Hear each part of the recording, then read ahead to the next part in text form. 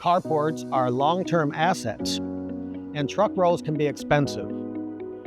Let's see how you can set up an O&M program that can help you to optimize the costs of maintaining a carport system. The most expensive part of O&M on a carport system is not fixing the problem, but it's finding the problem. And if you're not using module-level power electronics, problems can go unnoticed for months.